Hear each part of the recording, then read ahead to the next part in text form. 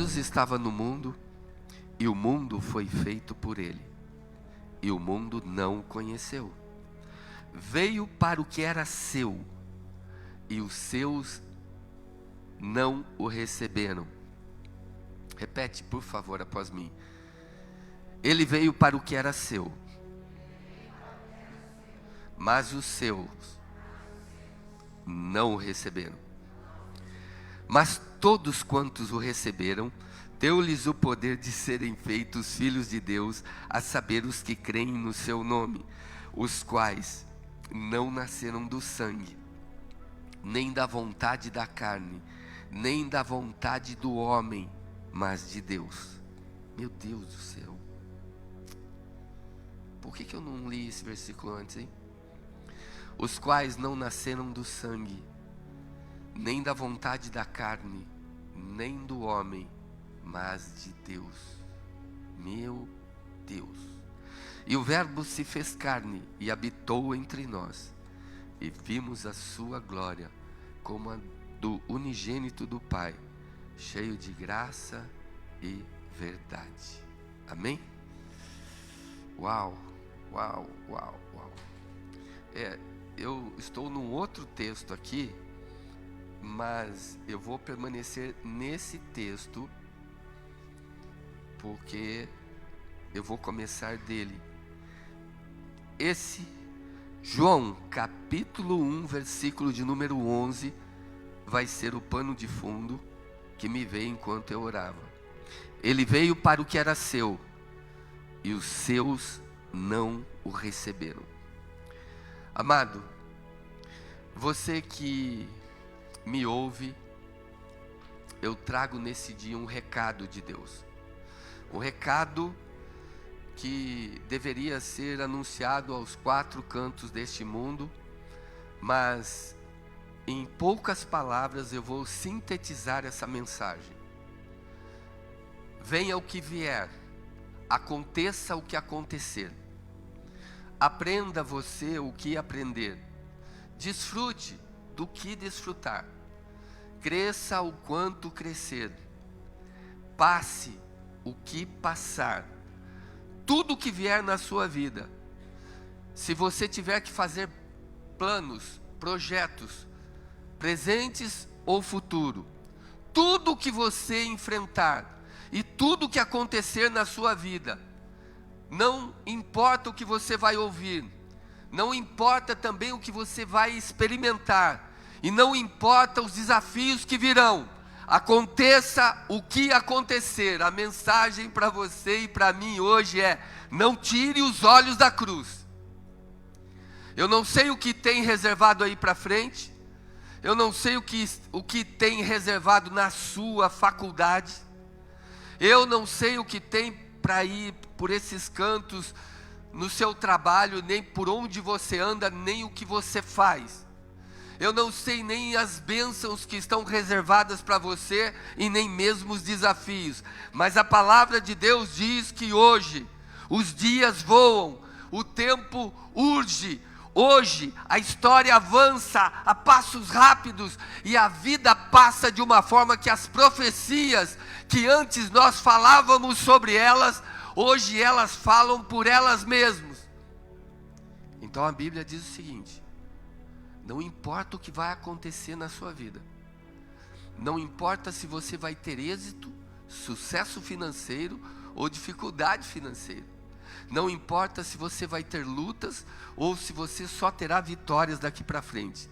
Seja como for, nós entramos num tempo tão delicado que, se você não estiver firmado com essa palavra, você não saberá o que vai acontecer e ficará fora do fechamento da história. Geralmente nós falamos o seguinte: olha, vamos correr tal maratona, vamos ver que lugar nós vamos ficar.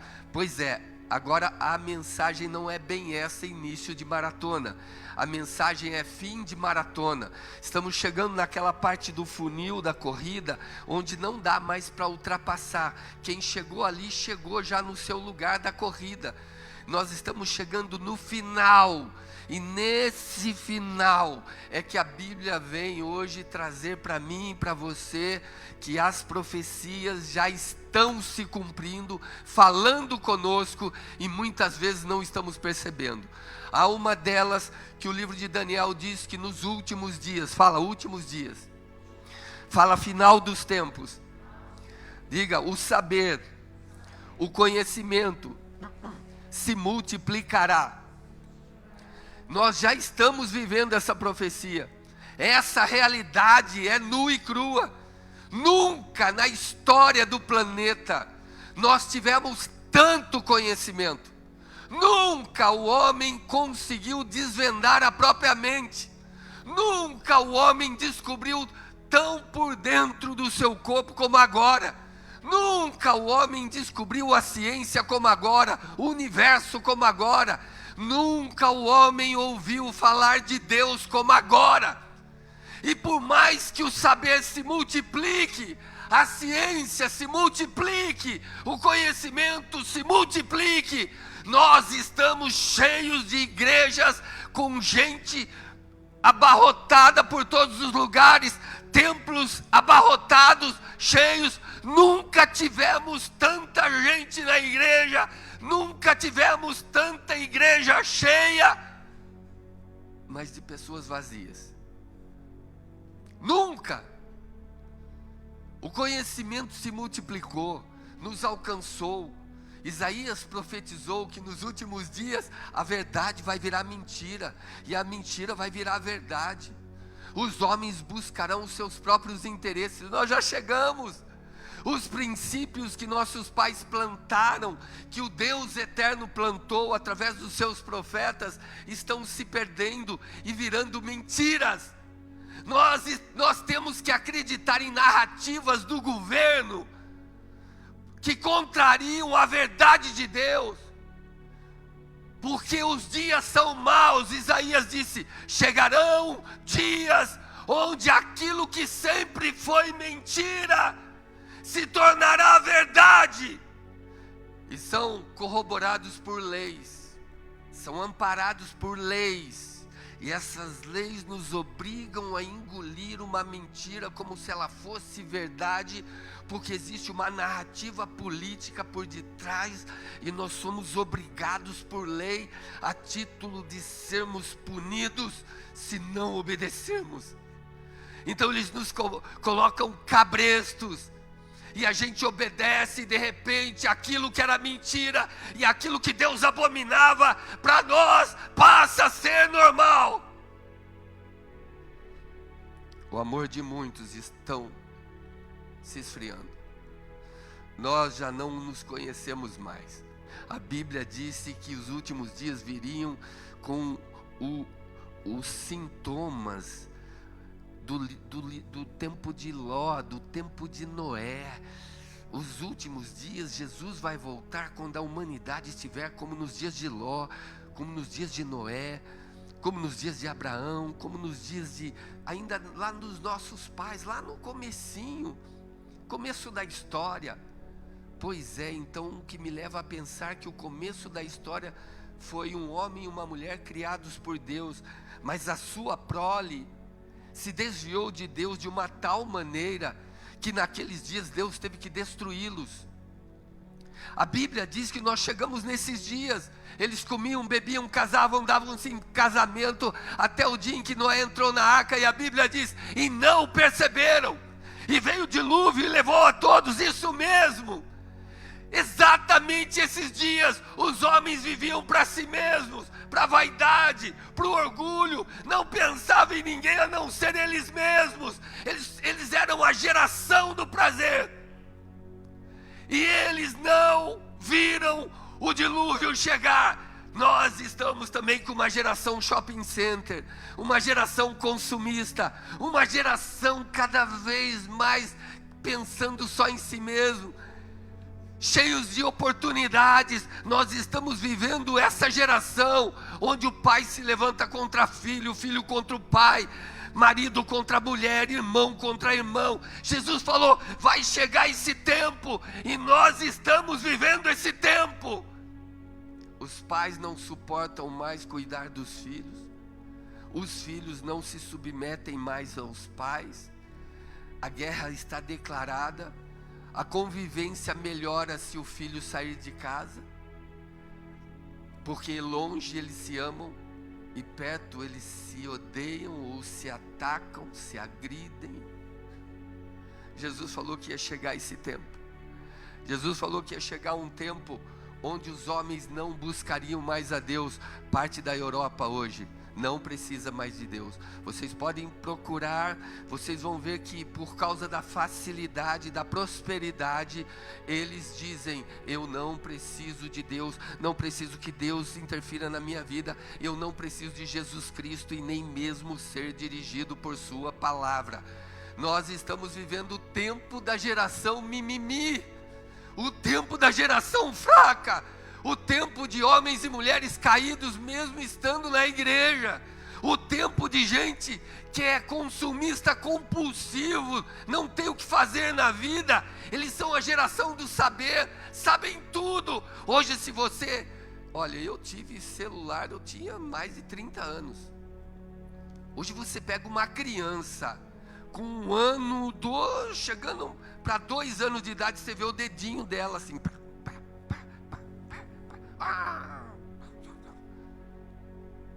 Ela tem reações com aquilo que ela vê. Nós estamos vivendo um tempo da geração dos últimos dias, essa geração que não aceitam correções.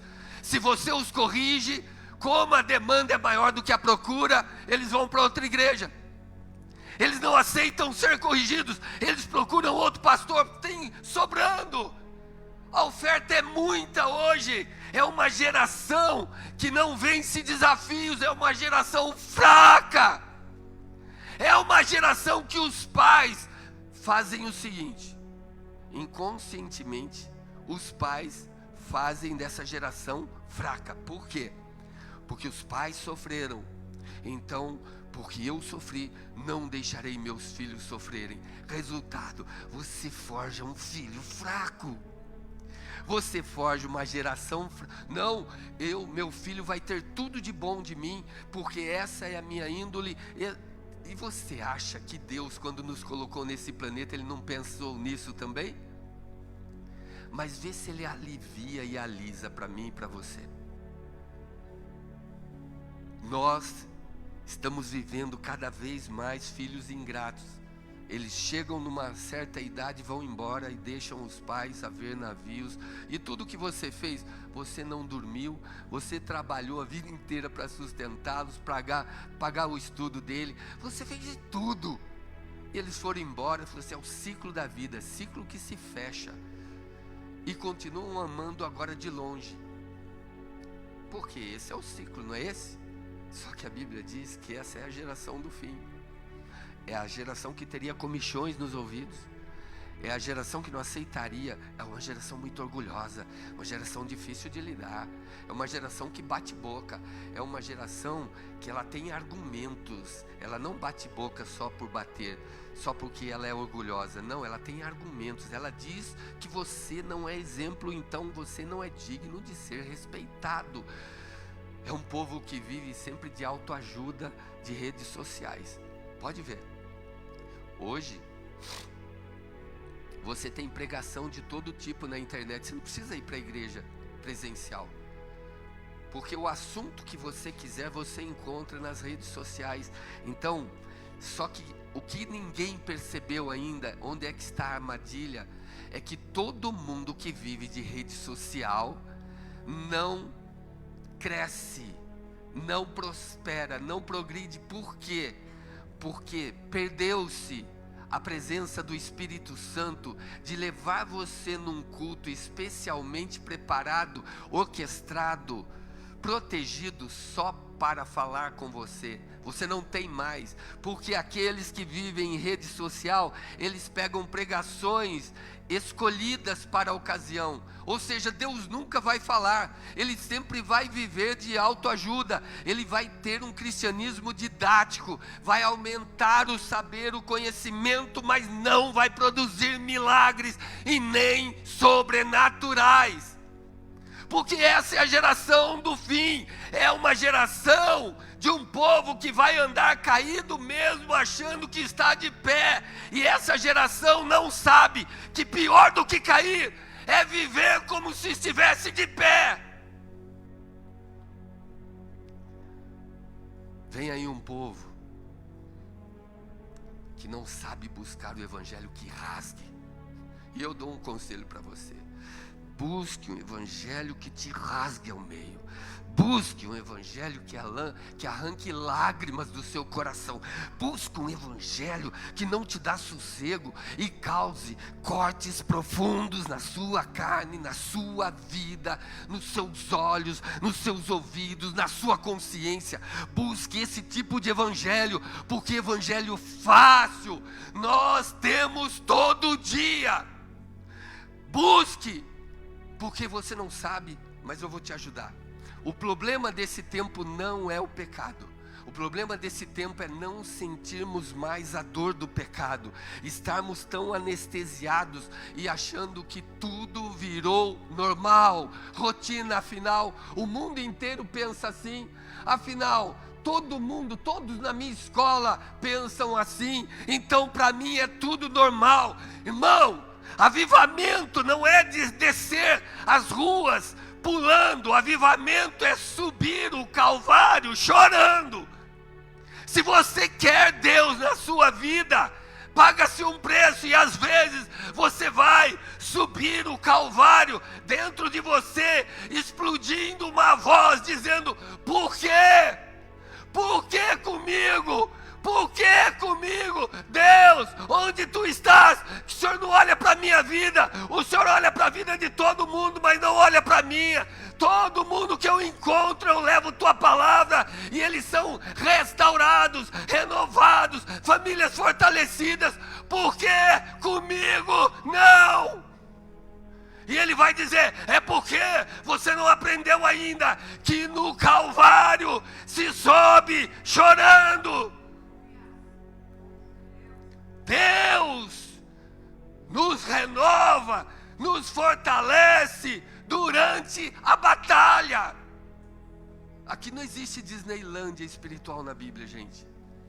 Homens e mulheres de Deus que chegaram diante dele e perguntaram como é que eles deveriam se comportar, como seria daqui para frente. E ele disse: nesse mundo tereis Disneylândia, nesse mundo tereis toboágua, nesse mundo tereis, como chama aquele negócio que anda lá no meio do mar, lá que dá a volta lá? Jet ski da graça. Ele disse: neste mundo tereis aflições, e vocês serão odiados por todos por causa do meu nome. Eles vão perseguir vocês porque você quer me seguir como nunca me seguiu. Eles vão falar de vocês porque vocês disseram que me ama mais do que a eles. Então você será perseguido. E avivamento é isso, é subir esse tempo de graça, de encontro. E às vezes, acredite, chorando, às vezes devendo, às vezes com dificuldades, às vezes não tendo o que comer, às vezes não sabendo o que vai vestir, às vezes não sabendo como vai vencer mais um mês de vida. Mas a Bíblia diz que enquanto houver sinais de quebrantamento dentro de mim, há esperança.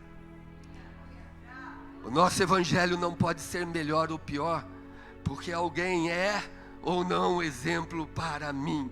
O meu evangelho, para mim, tem que ser o poder de Deus para a salvação de todo aquele que crê. E ele não é baseado em quem me levou a Cristo ou anda comigo para ir a Cristo. O meu evangelho é baseado naquele que morreu e ressuscitou pela minha vida. Eu não sou bom, eu não vou para a igreja porque alguém vai. Eu vou para a igreja porque Ele está lá. Ele disse que estaria. A profecia, gente, está falando hoje. Se eu olhar fora da igreja, o rio Eufrates está secando. Exatamente como profetizado lá em Apocalipse. E o rio Eufrates, um dos 4 rios mais importantes e mais longos da terra, secando, é por causa disso, por causa daquilo, por causa de que eu não sei. Eu sei que a profecia fala assim, está se cumprindo. O porquê não está dito na profecia, só diz que aconteceria, está se cumprindo. Também Ezequiel narra que o mar de sal vai voltar a ter vida. O mar morto, mais de 400 metros abaixo do nível do mar, lugar mais baixo do planeta, que tem 10 vezes mais salinidade do que os oceanos normais. Ninguém afunda naquele mar. Pois é, se vocês começarem a entrar e pesquisar os boilainos que estão, as crateras enormes que estão se abrindo ao redor do mar e dentro do mar, dentro, e os peixes estão aparecendo e a vida está voltando. Ah, mas é por causa de erosão, por causa disso, por causa daquilo, por causa de quê?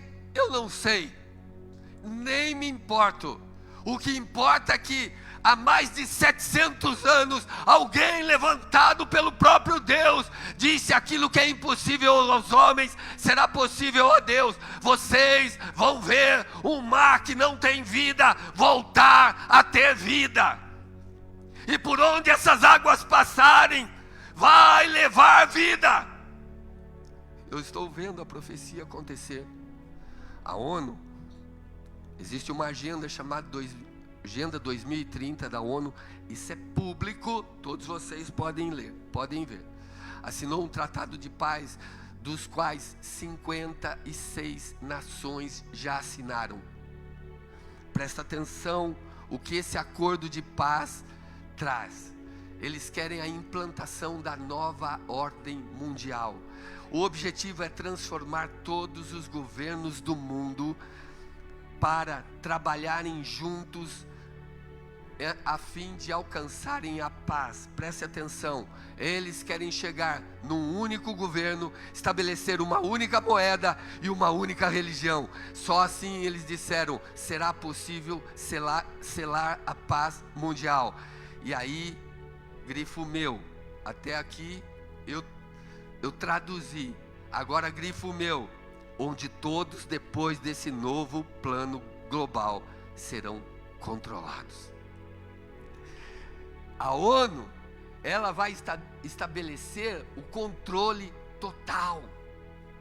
E nós estamos olhando todos passivos e não percebendo que as profecias estão falando, gritando, como diz a palavra de Deus, a sabedoria grita nas esquinas e nós não ouvimos a sua voz. Cada um está ocupado com a sua loja, com o seu carro, com a sua fazenda, com a sua empresa, com o seu negócio, com o seu dinheiro, com o seu lucro. Cada um ocupado com a sua vida, não está ouvindo a voz da sabedoria. E Deus está gritando pelos 4 cantos desse universo que conhecemos. O sol, a lua, as estrelas, os sinais, todos estão falando. E a Bíblia diz, o povo daquele tempo de Noé e de Ló não ouviram a voz de Noé. E veio o dilúvio e levou a todos. Hoje nós não estamos ouvindo Deus falar. E daqui a pouco vai vir o Filho do Homem, montado sobre as nuvens do céu, com poder e grande glória. E o que faremos? E o que faremos dessa palavra? No mundo inteiro estão desaparecendo crianças. Eu não sei se vocês se atualizam nas notícias, mas eu me atualizo. Há uma onda de desaparecimento de crianças e elas são utilizadas para os mais diversos fins. Redes de tráfico internacional levam as crianças para adoção. E preste atenção, onde casais milionários não podem ter filhos, pagam verdadeiras fortunas para uma rede organizada traficar e sequestrar crianças. Presta atenção, através das redes sociais, Vocês gostam de postar a foto dos seus filhos e tudo que seu filho faz, como ele é uma gracinha, como ela é lindinha, que princesa, meu Deus, como eu gerei algo tão precioso, tão lindo, através das redes sociais. Eles olham, escolhem e depois a rede prepara documentos com as fotos tiradas ali da rede social, as fotos do seu bebê, retiram as imagens, roubam das redes essas imagens, descobrem onde vivem, onde estudam, onde frequentam, então combinam os preços e vão criar uma situação para sequestrá-las. Vira para alguém que está do seu lado e fala assim: eu estou com muito dó de você hoje. Fala: eu pensei que Deus ia falar comigo, mas eu só vejo que fala com você. Não é só isso também, eu vou falar mais dos seus filhos. Existem também o tráfico de órgãos, uma outra rede preparada, onde crianças saudáveis são sequestradas para a retirada de órgãos, onde no mercado negro esses órgãos valem milhões. Não é só isso também, a chamada fórmula da longevidade, onde bilionários e os hollywoodianos, os atores e atrizes, através da supressão da adrenalina no corpo e no cérebro da criança, deixa em estado de torpor, de choque, de horror. Elas são submetidas a torturas emocionais, físicas, sexuais, e elas são cortadas, abusadas, mutiladas, e na hora que a sua adrenalina estiver no ápice, naquele momento entre a vida e a morte, então se retira um líquido, mais ou menos da cervical da criança, e aquele líquido se chama adrenocromo. Ele vale $100 mil, uma formulazinha, porque segundo os bilionários, eles mantêm-se jovens, rejuvenescidos, quando eles tomem e absorvem esse líquido retirado do pavor, do horror, da tortura de uma criança, onde muitas crianças morrem depois desse momento. Eles pagam R$500 mil por um líquido. Não é só isso também. A sede do poder invadiu o mundo. O mastro do poder é escorregadio, mas o homem não sabe. A sede do poder invadiu o mundo, e cada vez mais políticos estão implantando o satanismo no mundo. O satanismo já está entrando no mundo inteiro, e através dos governos. Prestem atenção, a Bíblia nos ensinou, nos falou, mas nós não estamos ouvindo as profecias. Nós estamos ouvindo o que os nossos ouvidos querem.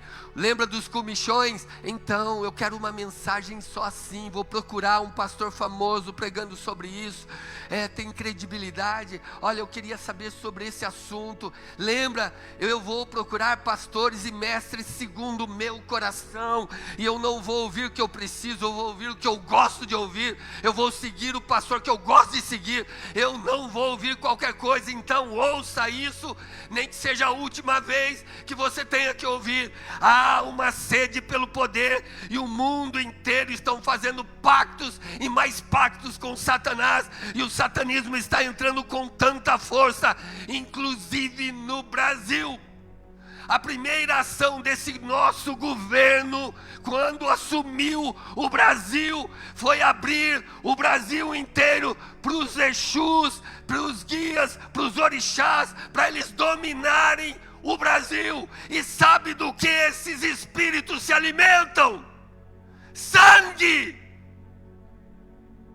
Não há trabalho de poder, não há pacto sem sangue, sem derramamento de sangue. Eu e você, para sermos salvos, Deus fez um pacto conosco, e foi o pacto do Calvário, e Ele teve que derramar sangue. A profecia está falando, eu não estou ouvindo, ainda me lanço contra Deus e luto contra a sua palavra. acredito nisso. Olha os frutos, é sangue. E a Bíblia diz, com isso, há desaparecimento de crianças por todo o país. Foi prometido, não sei se é verdade. Foi um político que me falou, e eu não acredito em político mesmo. Foi prometido 10 milhões de crianças para os Exus. Eu não sei se é verdade. Eu não acredito, mas enfim, passo a informação para você. Com isso, o desaparecimento de crianças em todo o país se multiplica, onde inocentemente muitas dessas crianças desaparecidas podem ser parte futuramente de um ritual satânico, onde via de regra os poderosos participam disso. 1 João 5,19, a palavra do Senhor é clara, diz: o mundo inteiro jaz no maligno. O que ele quis dizer? O sistema de governo humano nos últimos dias será maligno. Efésios 5,15, o apóstolo Paulo, tomado pelo Espírito Santo, diz o seguinte: tenham cuidado com a maneira como vocês vivem, que não seja como insensato, mas como sábios. Fala assim comigo: porque os dias são maus. Chegará um tempo onde os homens evitarão a sã doutrina, terão comichões nos seus ouvidos, amontoarão para si pregadores segundo o seu desejo, segundo a sua própria vontade de pecar. Desviarão os ouvidos da verdade e darão lugar às fábulas e mentiras e às invejas, e seguirão as doutrinas de demônios. Chegarão esses dias, Rinaldo, e quando esse tempo chegar, o que eu tenho que fazer? Você que ainda é lúcido e ouve a palavra, e o Espírito de Deus ainda consegue falar com você, o conselho que eu te dou é esse: não tire os olhos da cruz, não tire os olhos dessa palavra. A cruz, a Bíblia, a palavra, o Rei, é a bússola, é a direção segura para todos nós. Não tire os olhos da cruz.